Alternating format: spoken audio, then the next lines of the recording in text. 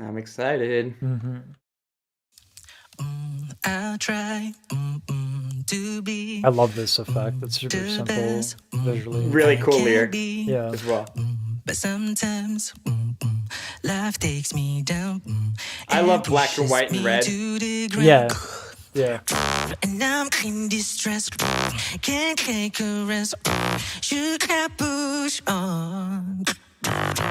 Okay. On the land. This is true or that. Have I lost it all? Bring the vocals.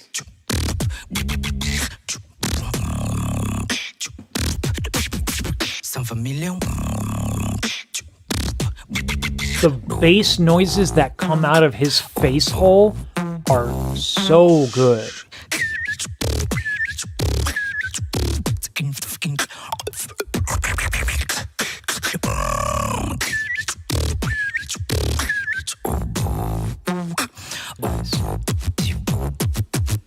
And I'm in distress.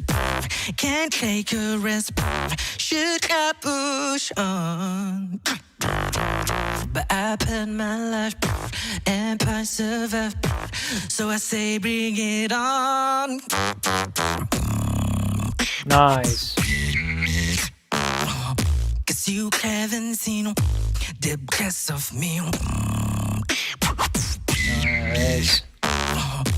I'm turning views as we speak. I've carved the dump, rush to the top. I can't give up. Oh god. This boy gon' shine. Just wait and see. It bothered me how that last one didn't run.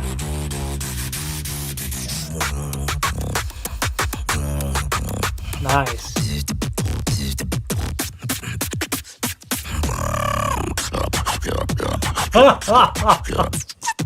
No.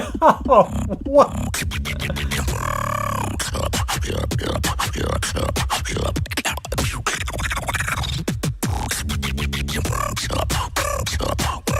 Hey. That's so good, man.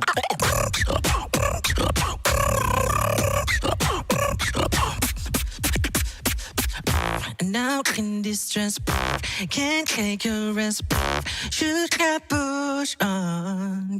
But I put my life and persevere.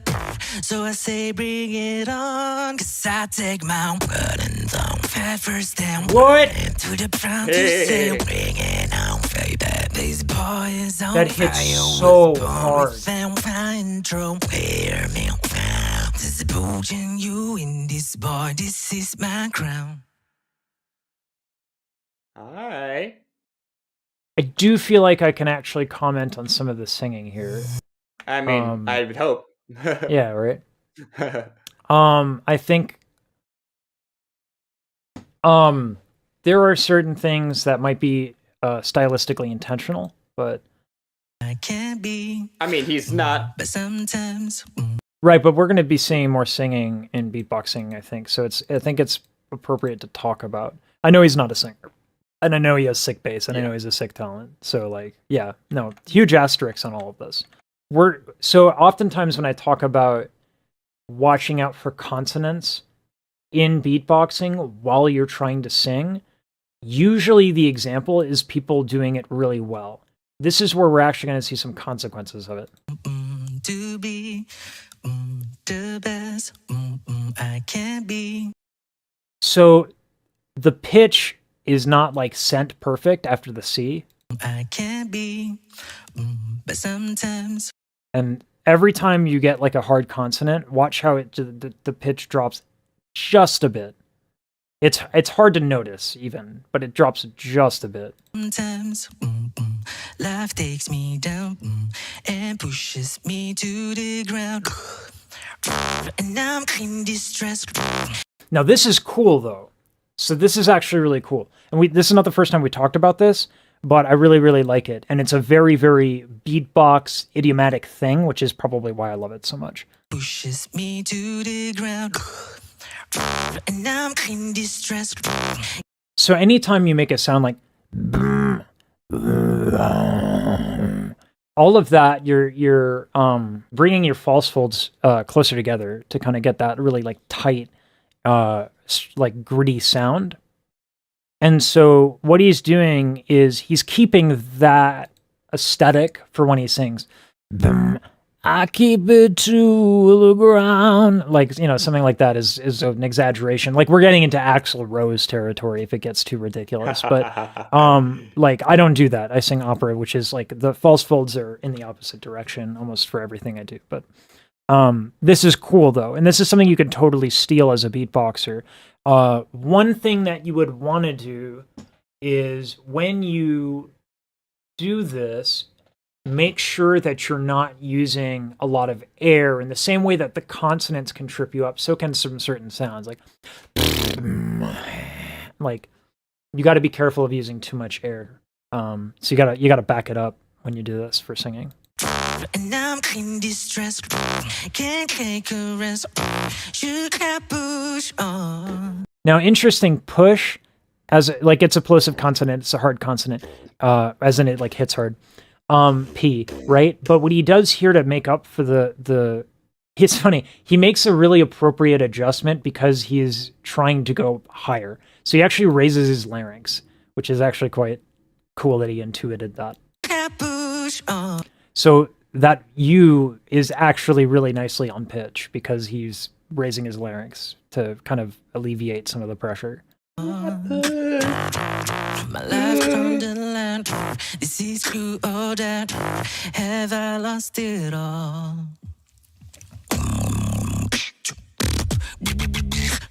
And this is just disgusting.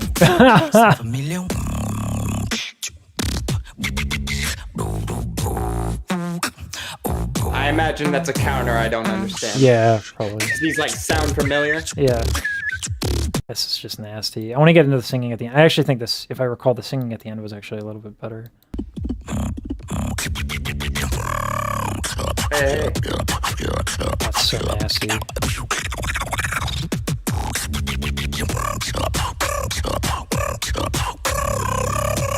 There were a couple of times in this where I think he screws up a tiny bit and there's a bit of timing mistakes some places to where to the point where I'm surprised he didn't like re-record some of it.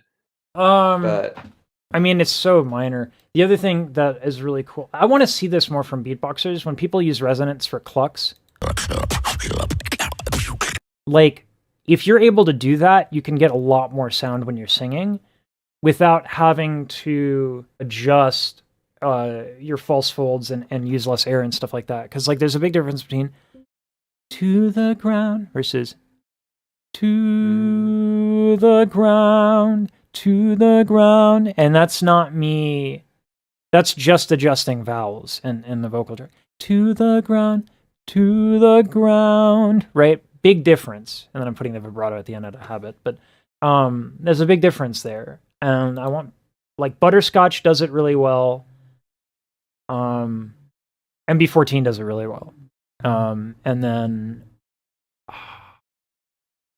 Warlet, but that's because she's like a singer. But anyway, so I want to see more of it.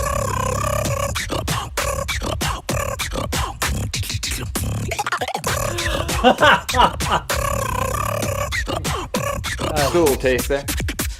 Very interesting rhythmically, like dun to dun. Oh, yeah. Can't take a rest. You can't push on.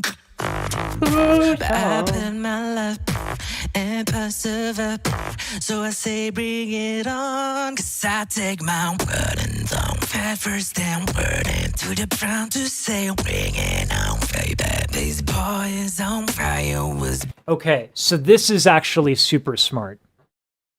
This is actually super smart and adjusts for the same obstacle of hard consonants and then singing afterwards in a very, very, very different way. I'm actually going to bring out a diagram here because it's like really, really good. So when you have, I'll move this over here.